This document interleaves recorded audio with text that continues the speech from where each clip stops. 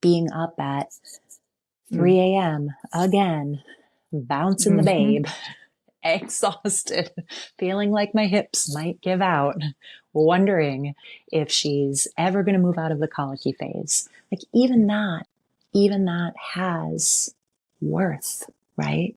It has value. Welcome to the podcast. This is Tracy Donegan. Today I'm speaking with Adreanna Limbach. Adreanna is a meditation teacher, author of Tea and Cake with Demons, and a brand new mom. In today's episode, we talk about the transition to motherhood, the emotional demons we encounter, and how to deal with them as we try to be the best mom we can be. And now I bring you Adreanna. Hi, everybody. Welcome to my next podcast episode. And I am really, really honored to have the fabulous author, Adreanna Limbach, right? Brilliant book, Tea and Cake with Demons. So there's a subtext here. It's a Buddhist guide to feeling worthy. So if you're new to Buddhism, please don't let that put you off. If you are a woman, you probably experience issues with worthiness. So Adreanna, what brought you to this place to write a book about women and worthiness, or just worthiness in general? Because I think it's almost like something we're born lacking, and we magnify it. So how did you come up with the idea to write a book about figuring out how we feel enough? Yeah, it's a really great question. I mean, first and foremost, thank you for having me here, right back at you. It is an absolute honor to be here. I was thinking about it this morning, especially because I just became a mom 6 months ago, as you know. And it's something that I haven't really talked about publicly at all, even though it's such a huge part of my life now. And so it feels particularly special to be here with you and having this conversation with you. Because it is this kind of all-encompassing big moment in time that's happening that I feel like has been sort of compartmentalized. So it's really nice to be in conversation with you about it. Yeah, it's a really good question, how I came to write this book. I think it's a great question how anybody comes to write a book, because it is, it is such, I mean, talk about like a big all-encompassing process and project. This book in particular came to be because I had at the time been teaching meditation for probably 7-8 years, very consistently at that point. In New York City, I was teaching about a dozen classes a week. And at the end of every single class, there would inevitably be somebody who approached me afterwards and said, I feel like I really have this meditation thing down to a roll. What's next? Like, what's the next thing? Or can you give me any further instruction as to how I should be working with my practice, or what I should be paying attention to, what I should be noticing? And there are dozens of great books out there, Buddhist books, meditation books that I would direct people to. And when I followed up, it would be a 50-50 chance as to whether or not somebody would actually have read the book. So a part of the motivation was just to have something to put in people's hands. Like, here, read this. This is the next thing. And it really sprung from conversations that I had in my meditation classes over that particular decade with people who were new to practice, who were consistent with practice, but looking for what's next. So that was sort of the core motivation for sitting down and writing a book. And of all the aspects, why was worth, and that idea of self-worth, why was that the core focus, really? Yeah. There's so many aspects. So many. I know it's another really great question. So another big part of my work had been / has been as a coach for the Institute for Integrative Nutrition. And I worked with them for 14, 15 years, hosting their group coaching program. So essentially training the coaches in training. And it was mostly women. I would say 95% women who were going through the program. And similarly, inevitably, I found that the conversation at some point would turn to, but why me? Like, why would anybody trust me to do this work? I don't feel like I'm smart enough. I don't feel like I know enough. I don't feel experienced enough. I don't feel, like I have enough to offer. And it didn't matter where these people/women came from, right? Lots of different sort of sociological groups from across different countries. And I found that it was just such a big topic, a big question that was on people's minds. And that my meditation practice, especially Buddhist meditation, which is my background, was so pivotal in helping me to tap into what I can only describe as sort of a trust and understanding and experience, not just a concept, but a real experience of feeling okay, like feeling fundamentally whole enough, good as is, in a way that can't really be added to through accomplishments and can't really be subtracted from through my mistakes, through my pitfalls, through my flaws. Just this kind of embodied experience of okayness. And so that was another big part of writing the book. And just bringing the two together of, meditation and how helpful it can be to find that particular place through meditation practice. And that I love, what your journey has been as well. When because I think it's kind of similarly. I when I work with people who are doing kind of very basic meditation practices, they're breath meditation or movement, and especially during pregnancy, that so. I find as well that I have lots of parents that come back to me and say, how helpful they found it during pregnancy and how helpful they found it, especially in kind of postpartum. But often as the intensity of postpartum kind of, settles a little bit, they do come back and ask, well, is there more I can do? And I think for me as well, I found, I did a master's in mindfulness studies. So I feel like I have the understanding of like all that quantifiable great stuff about how the brain is changing and how it affects our body and our hormones and everything.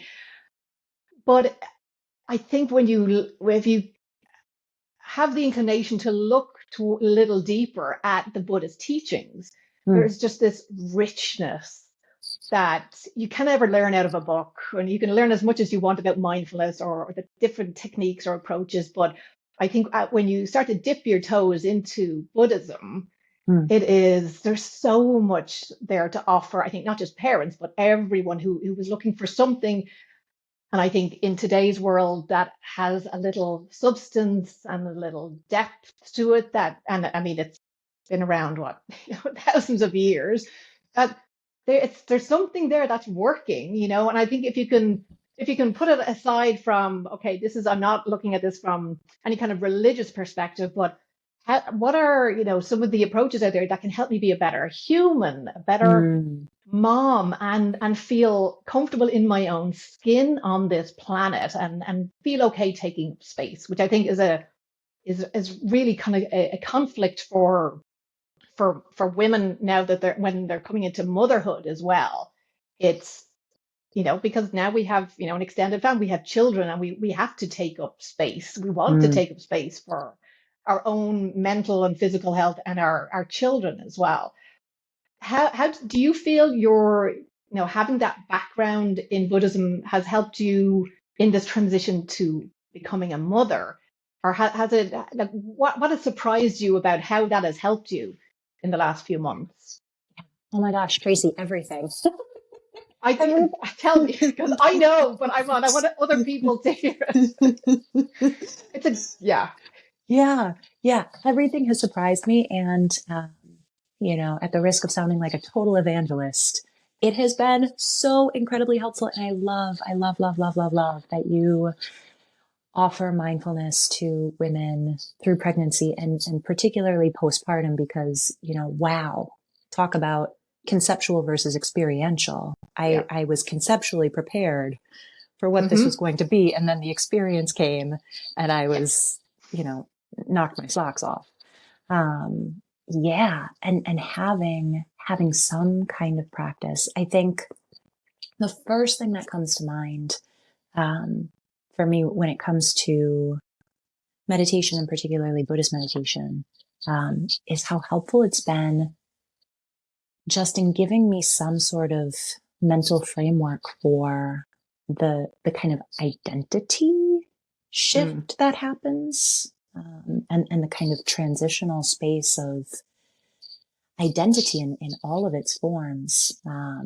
There's a phrase in Buddhism, in Pali, it's anatta. In Sanskrit, it's anatman, which is non-self.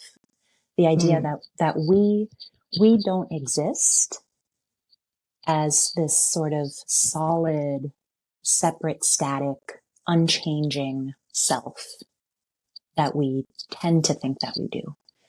That we are much more of a verb than a noun, that we are always changing and always in process, which in a child is easy to see, right? Because at 1 month, they look very different than they do at 6 months, than they do at a year, than they do at 18. And yet it's the same child, but very different through these different phases. And what this kind of framework points to is that even though we're grown, we're in our kind of grown manifestations, same thing, that we're always in transition. There's no solid, static self. And so I think even just having that mental framework was so helpful in preparing me to experience the major transition of feeling like a different self, coming out the other side. And my body is completely different. The way that I feel in my body is completely different. My mind is different. Like I don't have the same kind of mental agility that I did previously. The way that I relate to other people in my life is different. My kind of friendship dynamics have shifted. My dynamic with my husband has shifted. Like there's just so many big shifts. And I think having some kind of framework like that was infinitely helpful. Hey there, if you're enjoying this conversation and are passionate about making the transition to motherhood as easy as possible, the best way to support our work is to subscribe and share this episode with other amazing women in your life. Your support to us is so important and helps us reach more mothers with empowering content. So go ahead, hit that subscribe button and spread the love. Like, yes, of course, everything has changed. Why would I expect that to be But different? it is such an interesting concept, because I found this like over many years working with expectant moms, is that, and even my own experience, it's like, okay, in a couple of months' time, labor is coming and this baby is coming. But for some reason, we find it very hard to get past the labor part, because people will tell you, oh, just wait, you'll never sleep again. And people can't wait to share those stories with you, of course. And many are well-meaning. But yeah, that idea of you can't possibly imagine how postpartum is going to be. So to give parents some guidelines or a framework to work with when they don't really see this, what they call what's called in the midwifery circles in research as a predictable crisis. So it's like, we know it's coming, we know this identity change, all of this is coming, and yet it's like we just send mothers and fathers off into the into the world, say sink or swim. It's like, I feel like we've this such an opportunity to help parents prepare for this stage, but when you can't even get past the big bad labor part of it, what would you suggest, for someone who is watching today or listening today, who's, due a baby in a couple of weeks, couple of months? How can you instill that, not urgency, but the game changing benefit of having some kind of mental, emotional practice that can support all of these changes that you don't even know, or they're coming, but you don't know they're coming, and what to do with Yeah. them when they show up on those demons show up on your doorstep. And what would, if you were, met somebody in the street today, what would, if you could give them some little piece of advice about postpartum, Mm, what would you tell them in a nutshell, other yeah. than start meditating? Start meditating. Today is the day. Yeah. um, yeah, it's so great that, and I've never heard this before, that in midwifery it's called a predictable crisis. It was Um, a research paper, and it's so true, because it's like, we've been around this planet for a long time. This pregnancy thing shouldn't be a surprise to anybody, or what comes after it. But yet we send parents out of, prenatal classes with no tools to yeah, support themselves in during one of the most challenging, can be challenging, transitions of their adult life. It's yeah, almost unethical. I feel like we're like, why? Why are we doing this to yeah. parents still? Yeah, and I wonder, because I feel like a definitely one of the narratives that I had in the back of my mind during pregnancy and even early on in postpartum is that this is the most natural occurrence. There's nothing unique about it. It happens every single day across the globe to hundreds of thousands, millions of people. And so it should just be intuitive, right? It should Mm-hmm. just be natural. And I feel like in some ways that, yes, has truth to it, but it's also a little bit of a disservice Yeah. to sort of hold on to that narrative, because it's so then easy to internalize any struggle as being something wrong with me. Well, Yes. this happens every single day. There's nothing unique about it, so there must be something wrong with me because I'm not grasping this. Mm-hmm. And I think, I'm not sure. I'm not sure if it's just that we don't necessarily have the same support systems or structures that we once did, as families or societal, or, I'm not sure, but I think that, there's something about, kind of recognizing the universality of it, um, and also having as much support as possible. Yeah. um, yeah, And yeah, from an evolutionary perspective, we did not evolve to be at home alone with a newborn in an apartment for, 16 hours a day. That's not good for moms. It's not good for babies. It's not good for society. But I agree that this idea that it's, yeah, giving birth is what women do, breastfeeding is what we do, it's natural. And then, of course, we have a mismatch between a brain that is still acting as if we're living in the cave days, to a brain that's now dealing with social media and everything else that tries to, bring our demons to life. Um, when you talk about, and I've seen it in different ways, having, sitting and having tea with the demons, or tea and cake with the demons. What are the demons? mm-hmm. Yeah. The demons, short form, are our neuroses.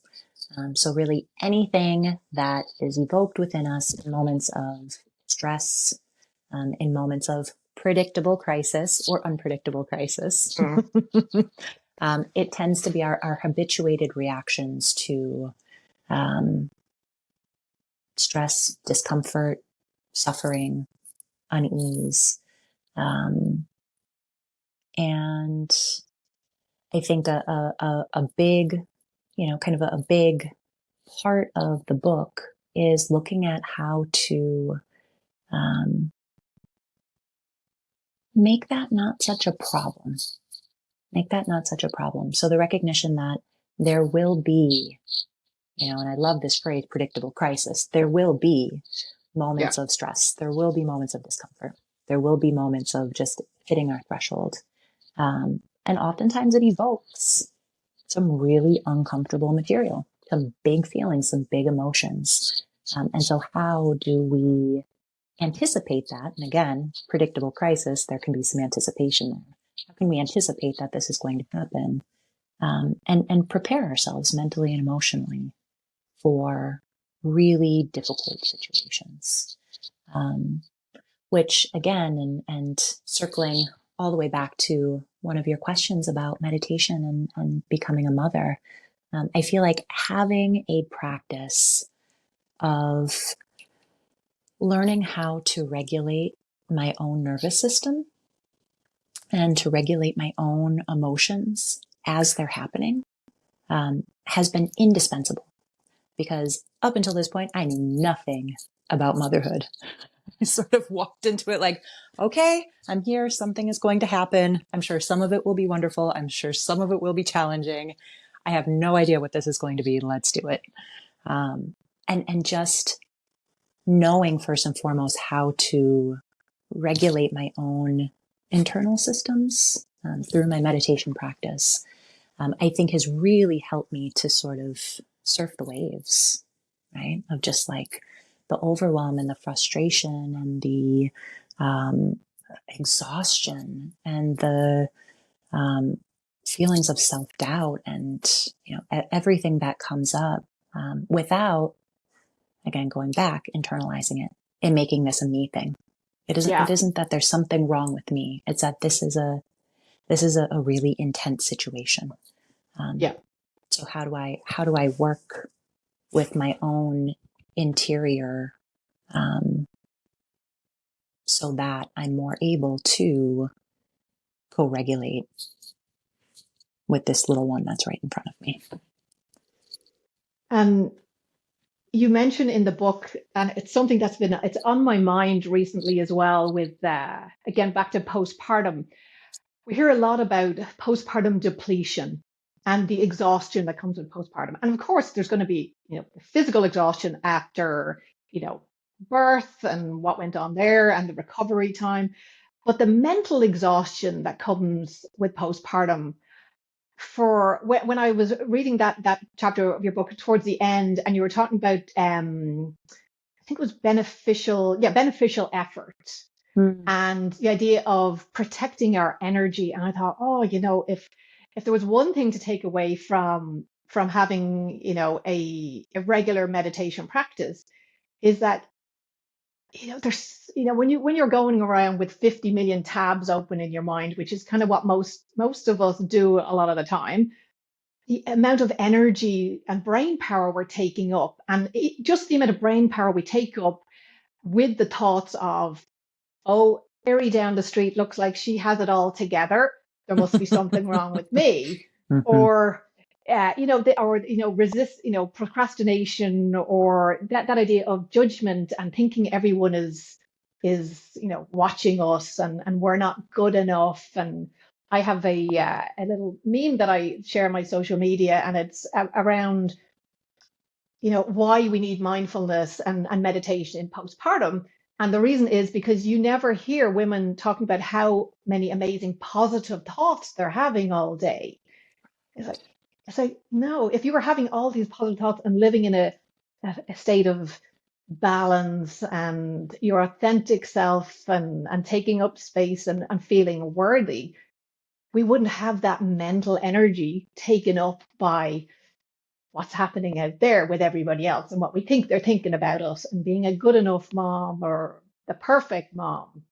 That idea of protecting the mental energy, I'm like, oh, even that alone, to just protect our energy. So we have that energy then to give to our little ones and to use it in ways that are supportive of our thriving, instead of using it as something that's going to beat ourselves up with the keeping all of these tabs open for that mental energy. I feel like there's so much of that postpartum depletion that we could manage in a better way if we weren't just literally dispersing our energy to every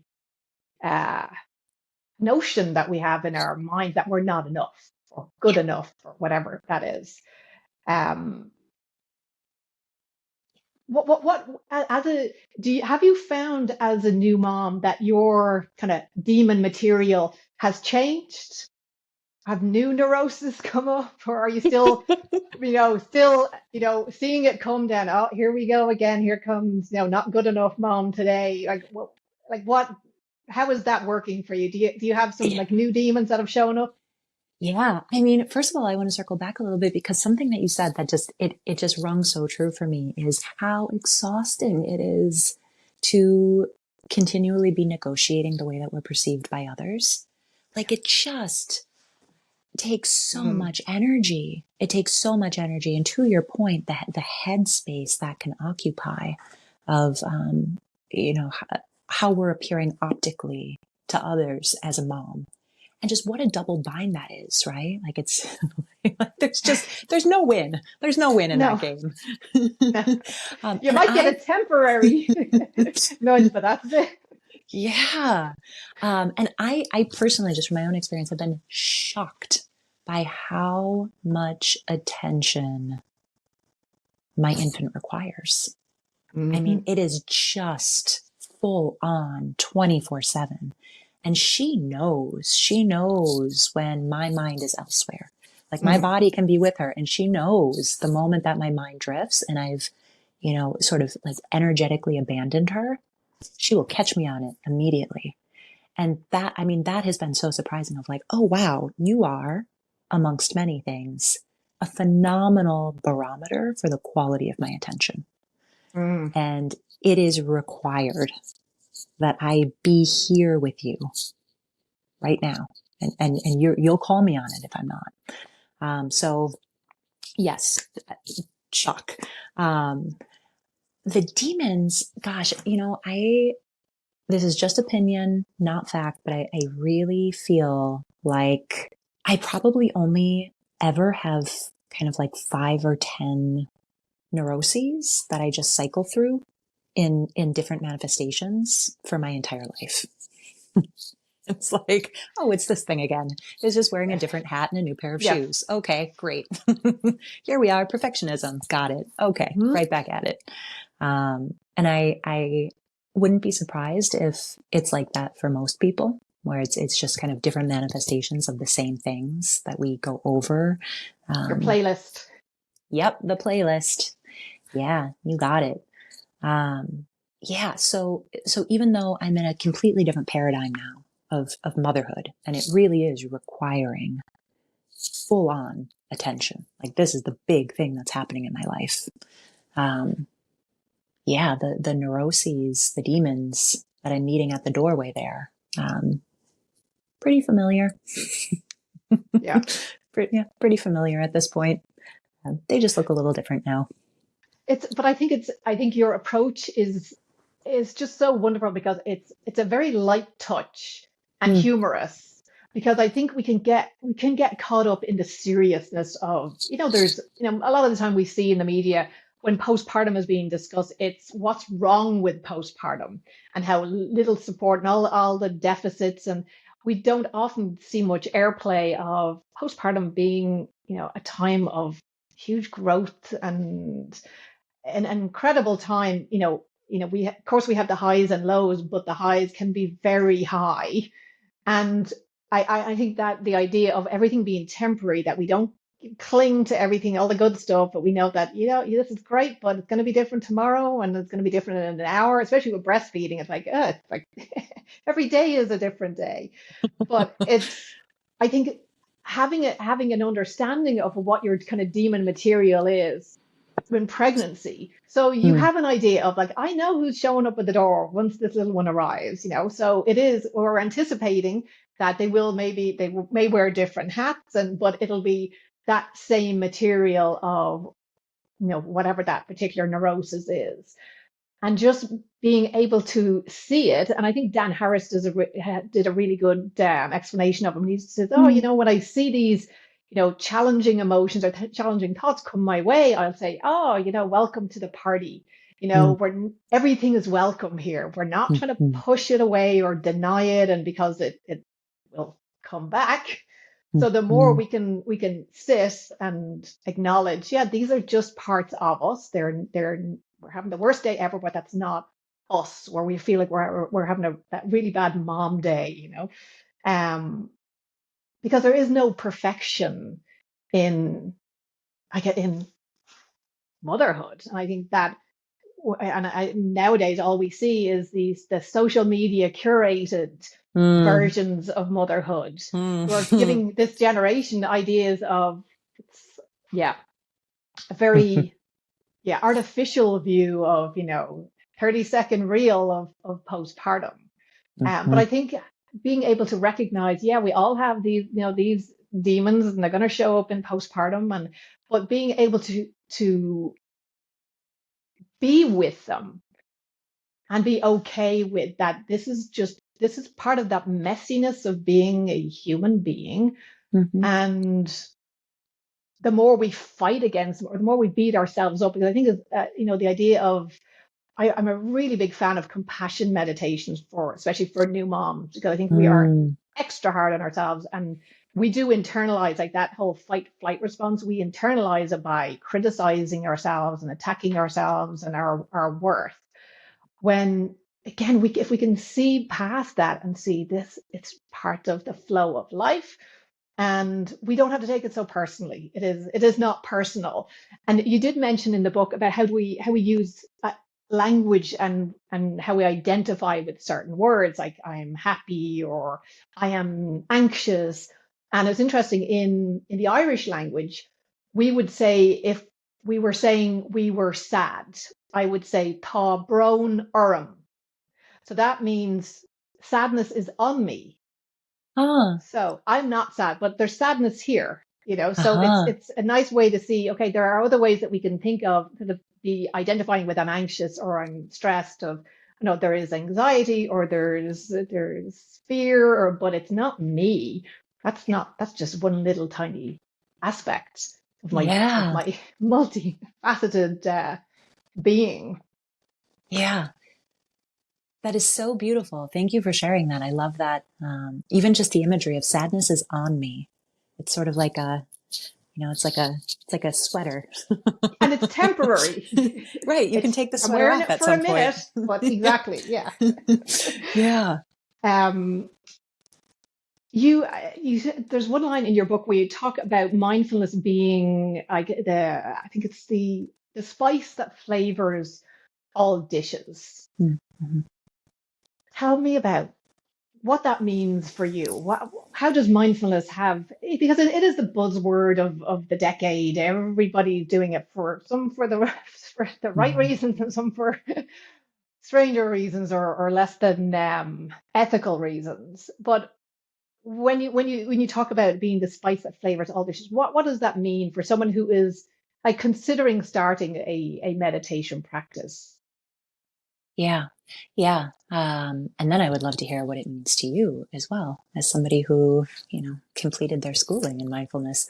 Um, yeah. I mean, I think for me personally, I always, always, always go back to the John Kabat-Zinn mindfulness-based stress reduction definition of mindfulness, which is that it is the awareness that arises when we're paying attention on purpose in the present moment and without judgment. And it's the without judgment piece that, Mm, again, just opinion, I feel yeah. really kind of distinguishes paying attention from mindfulness. Mindfulness is to pay attention in such a particular way that we're not assigning some sort of qualitative judgment to what it is that we're noticing or experiencing. We can see how the mind might want to make this a good thing or a bad thing. Delicious, disgusting. Yes, no. I want this, I don't want that. And really how we can move through our entire day, our entire life, sort of separating our experience into one of two buckets, right? I like this, I Mm, don't like that. And I think mindfulness really sort of encourages us to bring, as you said, the Dan Harris sort of method of everyone's invited to the party, to sort of to acknowledge our experience as a cohesive whole. Like, oh, this has different contours and elements and textures, and some of it I really enjoy. Some of it is not quite as comfortable for me. Some of it is actually really challenging. But what if I sort of acknowledge my experience as a cohesive whole? And that, I think, has the potential to really be so rich. And the punchline of Tea and Cake with Demons, a Buddhist guide to feeling worthy, is that it's about self-worth, yes, but it's really about sort of cultivating this attitude of worth towards everything, right? That everything, potentially, hypothetically speaking, has worth, has inherent dignity, is complete, is whole, is enough as is. That includes us, that includes other people, that includes our experiences, whether we like those experiences or not. They also have worth. You know, being up at 3 a.m. again, bouncing the babe, exhausted, feeling like my hips might give out, wondering if she's ever going to move out of the colicky phase. Like even that has worth, right? It has value. There's something really rich about this experience. And I think, you know, when we can bring this attitude, this mindset to everything that we experience, whether it's comfortable or not, it has the potential to just shift our attitude towards it. Because even that is, it's so brief, it's so fleeting. And you hear parents, at least I hear parents say this all the time of like, enjoy this. It goes so fast. It goes so fast.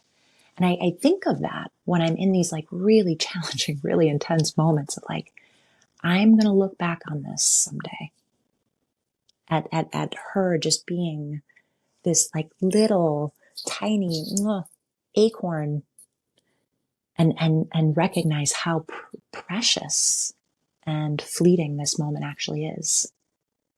Whether I enjoy this particular moment of it or not. Like even this has value, even this has worth. So it's a really long way of answering the question. But yeah, for me, when I think of, you know, mindfulness, paying attention on purpose in the present moment without judgment, kind of really being able to see the whole cohesive experience as something that has value, has worth. Can really, for me at least, has been a game changer. Lovely. Yeah. And do you have a go-to kind of shortcut mantra, or like when I'm teaching breastfeeding, usually, you know, this too shall pass can be helpful. When you're cluster feeding and it's, you know, it's the third feed of the night and it's 4 a.m. and the birds are singing outside, starting to wake up. Do you have like what's your go-to, or are you at a point now with your practice that you don't need a technique as such, but it's just part of who you are now, this too shall pass is just an automatic response for you now, rather than autopilot of, oh my God, why is this happening again? Or do you still have those moments too? Yeah, it's a little bit of both. And I think that this too shall pass has always, it's helpful in kind of moving through the intensity. But I find that for myself also, it brings up such a bittersweetness of like, oh yeah, this is impermanent. Like this too will pass. Like this is so brief. This is so brief. And just remembering how brief it is, you know, that at some point I'm going to be looking in the rear view, longing to just experience this one more time. It just drops me into a place of appreciation. I think it's also helpful, you know, as you said, and it's so lovely how you framed it, of like all of the different elements that are happening at the same time. I find it so helpful to just drop into each of these elements of, you know, the birds are chirping outside, the light crack of dawn out the window, the feeling of exhaustion in my body, how heavy I feel in my bones, the weight of a 9-pound baby in my arms, the rocking back and forth. Like, It to is. just, It's being in touch with that raw experience, and yeah, repeating that. Yeah. yeah. Um, yeah, I find that helpful as well, just in, yeah, really, really moving through it, but in a way that, is appreciative of all the parts, even if it's difficult, even if it's hard. And that is the paradox. It's when we use, the phrase "this too shall pass," or everything is temporary, we tend to use it with specific circumstances, that stuff we don't want, that is like, yeah, no. But it is equally important to recognize that the first smile, the first steps, and solid food and all that these are all, again, moments in time that will, again, are just in the blink of an eye are over. And the more we can stay in touch with the present moment, and as you describe in your book, the raw materials of what's happening now, it Mm-hmm. means that we're kind of almost, we're training the mind not to go looking for trouble. And because what we do is we looking for love in all the wrong places, which is what we're looking for outside. We're looking for affirmation and for, I think, especially for new moms, the compassion meditation, to be able to offer ourselves that, Mm-hmm. and that idea of reparenting ourselves and nurturing ourselves in a way that maybe we were not nurtured as little ones ourselves. I think that's so important especially for new moms, because we are so hard on ourselves, and our body has changed, and it shouldn't have, our mind has changed and it shouldn't have. And like, but we didn't make up the rules of what should and shouldn't happen. And the idea of, should, of course, is a whole, we could debate that for for a year, what you should and shouldn't be doing in pregnancy and postpartum. If you were going to go back in time to your 18-year-old self, and knowing what you know now about adult life, and what advice would you give yourself to 18-year-old Adrianna? Ooh, yeah, that's a great question. First, I just want to circle back a little bit to something that you said, which is,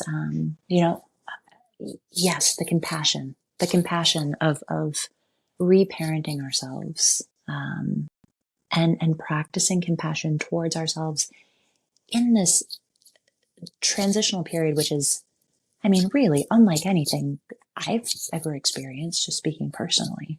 A friend of mine recently introduced me to a phrase, which I'm sure you're familiar with, which is matriescence.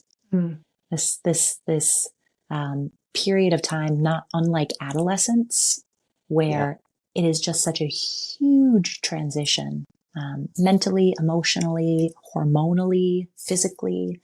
And it points to the birth of a mom, of the process of becoming as a mother. And, I think of how just messy that is. Just from my own perspective of becoming anything new, of being in this kind of like wiggly, it almost feels like raw seafood, of like, I'm vulnerable and I'm wiggly and I don't have any of my old defenses. Like all of the things I used to be able to fall back on, that I used to feel secure in, aren't there anymore. And I just feel totally exposed. And just how uncomfortable that is, in the process of becoming. And I think one of the best instructions, most useful instructions I was ever given, in Buddhist meditation is, just this question of what if it wasn't a problem? That it can be really uncomfortable. It can be totally heinous. I don't like this. I don't want it. Get out of this as fast as I possibly can, right?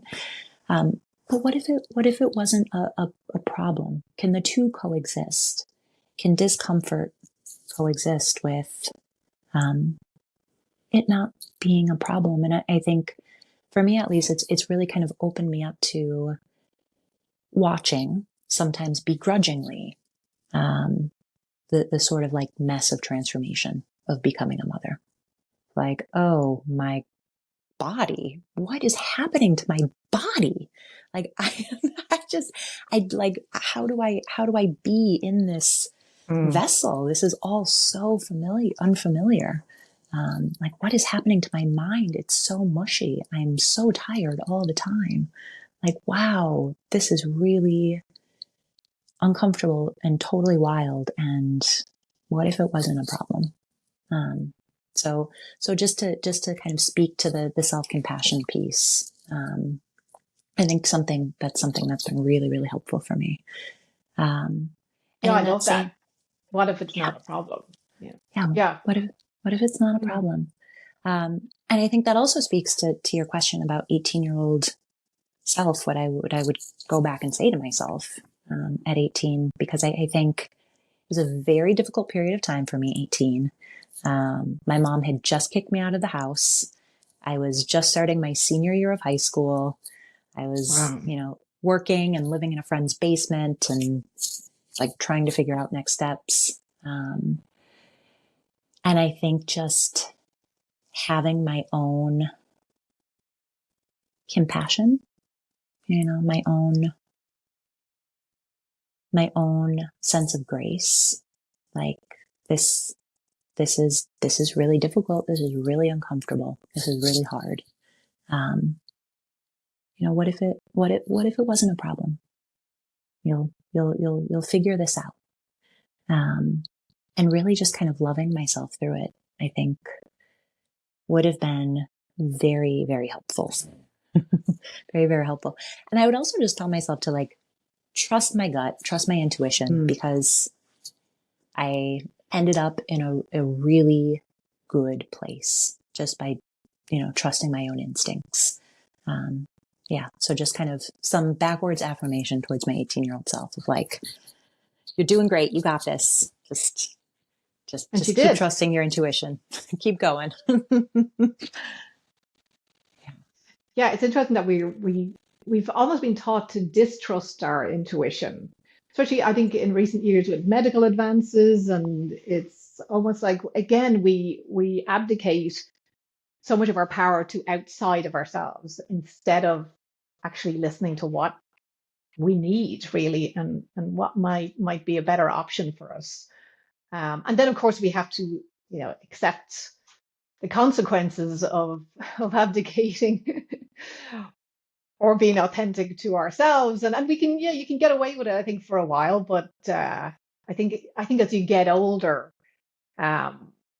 you begin to trust yourself more and you have more life experience and you're not afraid of being kind of that authentic self that you may have been armored up and covering for many years before as part of your how you survive in the world today. Yeah. Let's hope, right? That's the yeah. Adrianna, before we wrap up, will you tell me a little bit about where people can find you and your books and about your coaching? Are you still doing coaching groups? I'm still doing coaching. I'm no longer doing the groups, but I'm definitely doing one-on-one coaching around meditation practice specifically.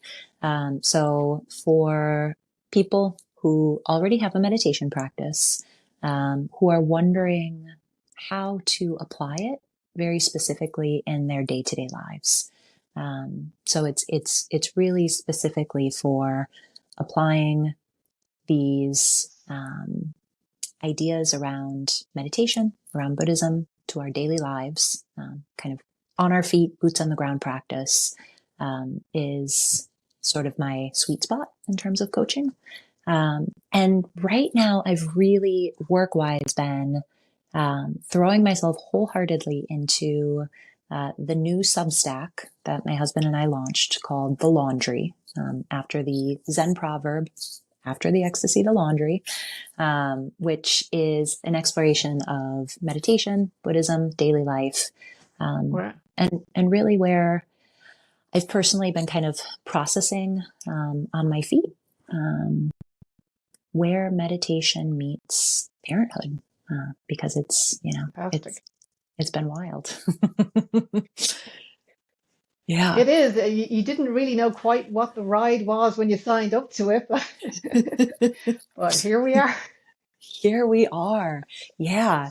Yeah. It is so wild. And I've got to say, Tracy, I just love the work that you're doing, and thank you. I mean, as as a new mom, thank you for doing the work that you do, because it just, to have somebody to usher us Hmm. across the threshold of becoming a mom, in a way that feels really loving and supportive and um, full Yeah. of useful tools. We're not just pushing you across the bridge.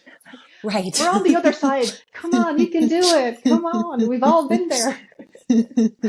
So helpful. And I have to say, Adriana, when I read your book, I think when it came out first, and you introduced me to the Venerable Rabina Curtin. What a treasure. Mm-hmm. I've been following her work since, and it's just, again, the humor, and I think it just, and me being Irish, I think, the little bit of sweariness as well just makes it very real. So I think for people who are interested in learning a little bit more about, I think she talks a lot about, she has a podcast where she talks about, being your own therapist. And on these little short stories about, or short podcasts about, learning to work with your mind and notice when we're, grasping and resisting. And it's some really nice material. Again, I think for anyone who's kind of, we piqued your interest a little bit into mindfulness and meditation, definitely worth a follow. But Adriana, you've been very generous with your time, and congratulations on your baby. And I hope the next 6 months are settle even more for you. And as you'll see, this is how it goes. As with life, as with children, teenagers, it's yeah, it's noticing the good and enjoying it all of the moments. Yeah. And thank you. Thank you for having me. You're such a wonderful host. And how Well, fun thank you. to just, yeah, talk about this process, which, one of the first Yeah. times I'm talking about it. So thank you for having me on. And I'd love to talk to you again, and then let's get you into toddlerhood. And I think we'll be having the exact same conversation about they won't eat broccoli. It's like, well, am I resisting this? Yeah, right. Yeah, I want to be a good mom and make sure they eat their broccoli, but it's like, yeah, and then we're back to defining good mom again. So yeah, Same good enough. demons, different hat, different shoes. Exactly. Yeah, but lots of tea and cake for them. Yep. Yep. Thank you, Adriana. Thank you, Tracy. Take care. Bye bye. You too. Bye-bye. Thank you so much for tuning into today's episode. Remember, empowerment begins with knowledge. If you enjoyed our time together and want more content like this, don't forget to like, subscribe, and share with your friends. So stay inspired, stay informed, and until next time, take care of yourself.